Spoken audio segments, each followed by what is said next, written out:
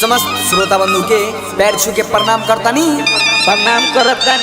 आई एगो मेहरारू अपना पति से अपना देवर के कारनामा कैसे कहतिया, कैसे हो का कहतिया, कैसे कौना भाव में कहतिया, कौना भाव में की देवरा तबला के ताल बजावे राजा जी।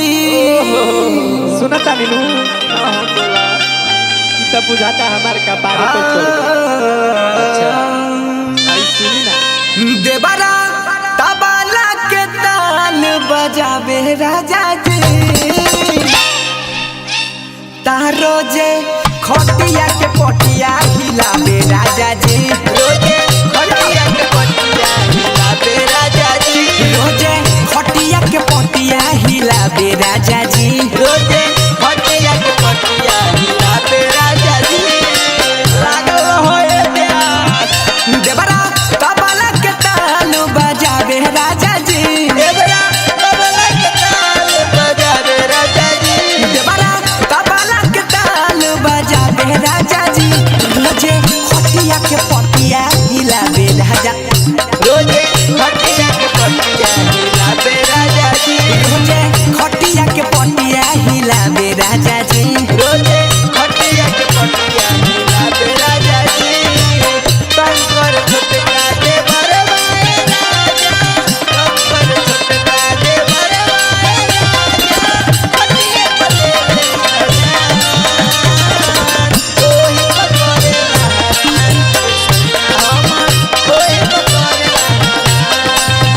रोजे खटिया के पटिया हिलावे राजा जी, रोजे खटिया के पटिया हिलावे राजा जी।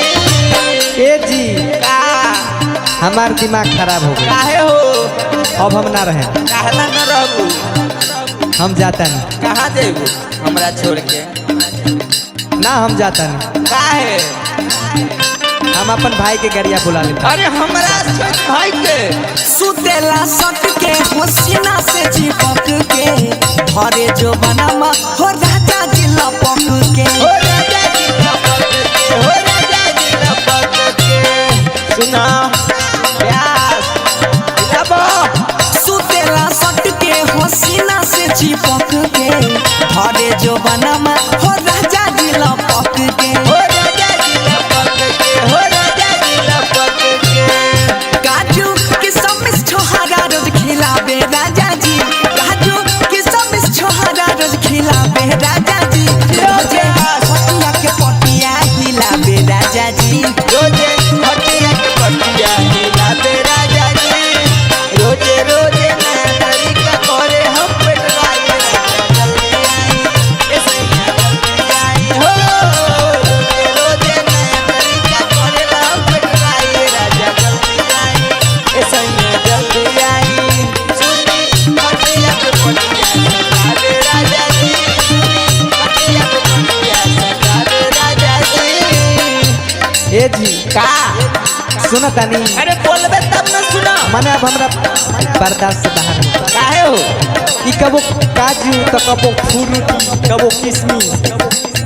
ए जी सुन तानी, ई का है रोज रोज के समोसा लीची हो। लरुआ बात लरुआ फुल कर चाहता बे भीतर के भाई बनसी देवराबा हो बाटे लड़ियाई। हो बाटे लड़ियाई, हो बाटे लड़ियाई।